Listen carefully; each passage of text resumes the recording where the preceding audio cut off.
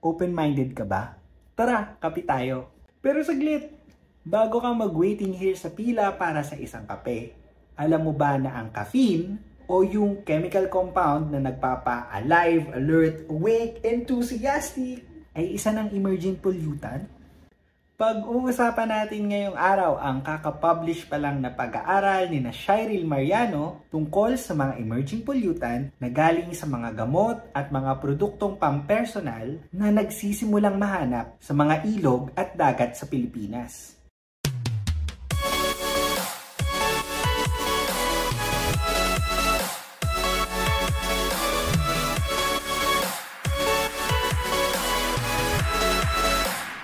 Magandang buhay! Ako si Kit na muling nagbabalik para inyong maging guide sa mga usaping chemical oceanography at organic geochemistry. Philippine tour muna tayo ngayon dahil hindi lang isa, hindi lang dalawa, hindi lang tatlo, hindi rin apat, kundi 5. Opo, 5 sampling sites or sampling areas ang tinignan sa pag-aaral na ito. Ang mga ito ay nagre-representa ng mga lugar na mataas ang traffic ng turismo tulad ng Mabini, Batangas at Boracay Island sa Aklan, 2 river system sa Mindanao, ang Davao River System at ang Cagayan de Oro River System.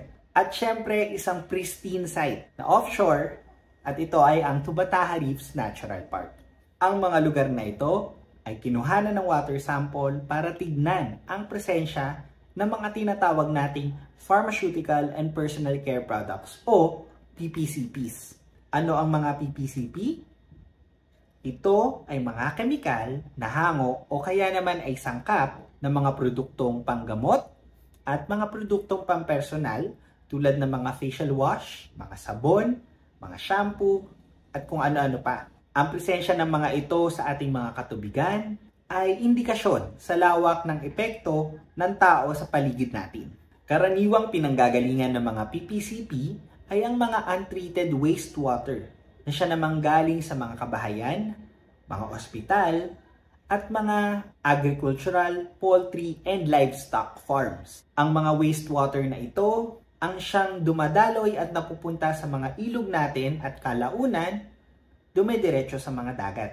Sa pag-aaral na ito ay tinignan ang presensya at level ng mga PPCPs sa mga lugar na nabanggit natin kanina. Kinumpara din dito ang epekto ng panahon at dami ng populasyon sa dami at presensya ng mga PPCPs sa mga lugar na nabanggit. Sa lahat ng sampling areas, ang caffeine ang pinakanakita at ang may pinakamataas na level.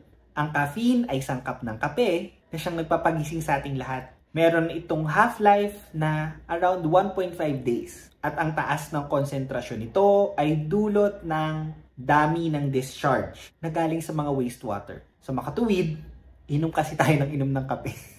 Isa pa sa mga matataas ang level ng konsentrasyon sa mga katubigan natin ay ang acetaminophen o mas kilala bilang paracetamol. Ito ay may half-life na 16 to 26 hours lamang at karaniwan itong naaalis kapag tinitreat natin yung mga wastewater natin.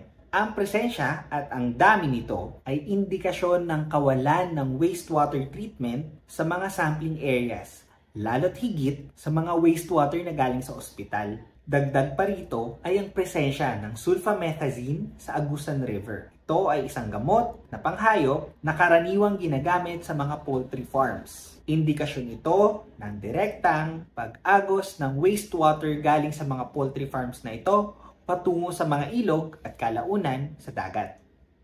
Ilan pa sa mga PPCPs na na-detect sa mga katubigan ay ang mga antibiotics tulad ng sulfamethoxazole, azithromycin, at ciprofloxacin, pati na rin ang metformin na karaniwang gamot sa diabetes. Sa pangkalahatan, nakitang mas mataas ang konsentrasyon o ang level ng mga PPCPs tuwing tag-init kesa sa tagulan. Dahil ito sa kakaunti lamang ang mga tubig na dumadaloy lalong-lalo na sa mga ilog kapag tag-init. Dagdag rito, mas nakikita rin yung mga PPCPs natin sa surface water or sa ibabaw ng ating mga katubigan kesa sa ilalim o sa mga bottom waters. Sa dami at lawak ng sakop ng presensya ng mga PPCPs na ito, ano nga ba ang epekto nito? Ang mga PPCPs ay kinukonsidera na mga endocrine disruptors at sanhi rin ng immunotoxicity, neurological disorders, at cancer, lalong-lalo na sa ating mga tao at mga hayop. Sa ngayon, ay mababa pa lamang ang mga level ng mga PPCPs dahil ito ay nasa parts per billion na range o ppb. Pero hihintayin pa ba natin na tumaas ito bago tayo gumawa ng paraan? Sa pag-aaral na ito ay napatunayan ang epekto ng kawalan ng wastewater treatment na nakakonekta sa mga kabahayan at mga ospital. Kinakailangan nating maalis ang mga PPCPs bago pa man sila pumasok sa mga natural na daluyan ng tubig. Sa huli, tayo ang sanhi ng problema, kaya tayo rin dapat ang gumawa ng solusyon. Kung nagustuhan mo ang aming video, huwag kalimutang mag-like, mag-share at mag-subscribe. Muli, ako si Keith. Hanggang sa susunod, kita-kits!